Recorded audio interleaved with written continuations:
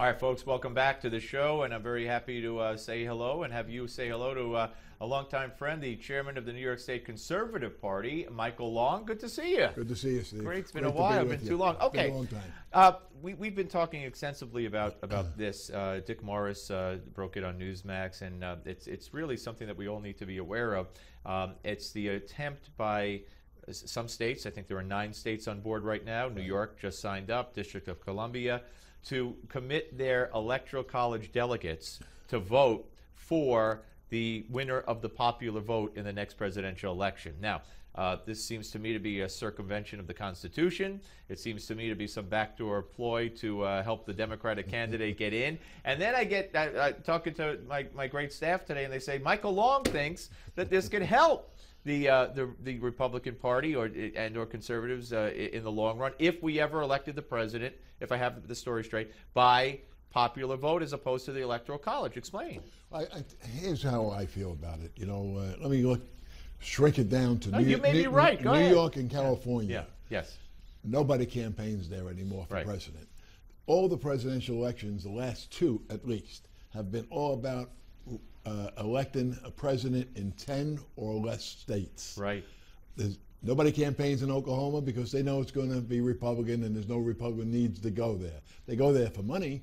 They come to New York and use New York as an ATM machine. Right. But they don't go to Syracuse. They don't go to Rochester. They don't go to Long Island. They don't go to Nassau and Suffolk County. And I believe, I got tired of and listening to some of my own supporters saying, why should I vote for president? It doesn't count here in New York. Well, upstate New York is quite different than New York City. Nassau and Suffolk County is quite different than New York City. Sure, politically speaking. If every one of those people, just like in many of the counties in California, knew that their vote was going to count, they would make it their business to get out. So I think we would raise the vote. And we would raise the level, and therefore candidates should be forced to campaign when possible in every nook, cranny, and crevice throughout the country. Well, I started thinking about it, and if you believe, as I think we both do, that we're a conservative nation, and if you believe that there are people who are disconnected, and one of the reasons may be, sometimes it's the candidates, but one of the reasons may also be that they feel, like you said, their votes don't count. They know their state's red or they know their state's blue, but in our case, in the case of the Republican, let's say red, so they don't even have to come out and vote. But if they felt that, if they liked the candidate and they felt that their vote would be counted, it didn't matter where they lived anymore, it's just that they were part of the whole ball of wax, then maybe the conservative nation would be motivated to come out and show that they're a conservative nation again. Well, let me address the constitutional part too also, Steve. You raised that. And it's a very good point, and a lot of people feel that it does an affront to the Constitution, but it's not. The Constitution says very clearly that the states are entitled to designate how they want to count their electoral votes. So if you form a compact with other states, which would add up to 270 electoral votes, then that compact would agree to whoever wins a popular vote, that's where the vote. So in other words, last election, back when Bush won, New York, the Republican electors and conservative electors would have gone to Albany to cast their vote for George Bush. Right. No, it's interesting. But let me ask you something.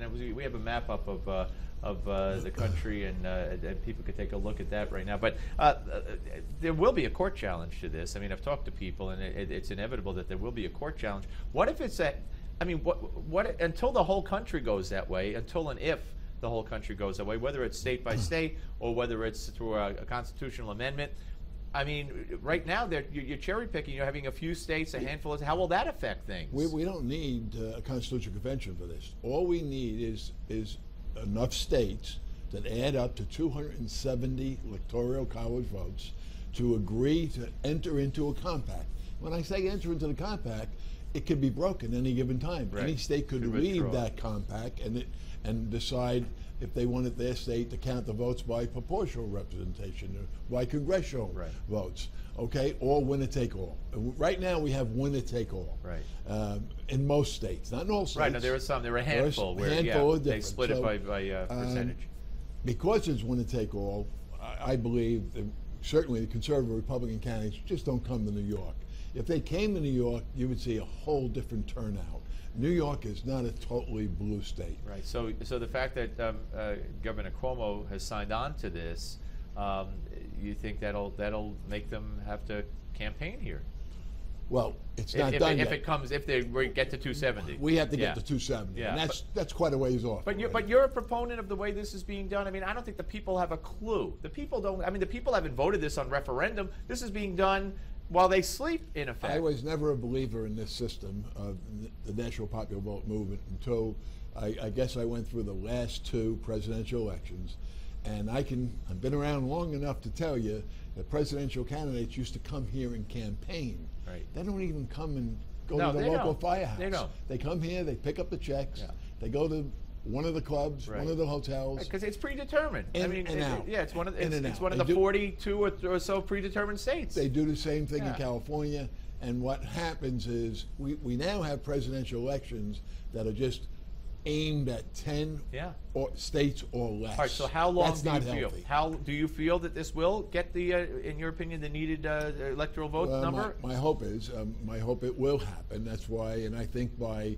the Conservative Party and the Republican Party in the state of New York joining with Democrats in this compact, sends a good signal. So I think we're close in Oklahoma. That will be a Republican state to join. We got a long way to go. It's a story that we got to tell and convince the political parties, other states to join in this compact. Yeah, well, when you say it, it makes a lot of sense. So I'm glad you came up. Thank you very much, and we'll see you again very soon. Great to be with Michael you. Long, ladies and gentlemen, the chairman of the New York State Conservative Party. We're going to put this question to Dr. Larry Sabato when we come back, director of the University of Virginia Center for Politics, and run it by him and see what he thinks of Mike Long's analysis of this. And it's going to be very interesting. And, you know, you go along thinking in one way, and until your eyes are open to another side of the issue and you look at it from a different point of view and a different perspective, you kind of think it's good or bad, and then all of a sudden something comes along and might change your mind. I'm not convinced. I'm not on board yet totally, but it makes sense what Mike is saying. All right, we're coming back with Larry Sabato right here on the Steve Malzberg Show on Newsmax Television.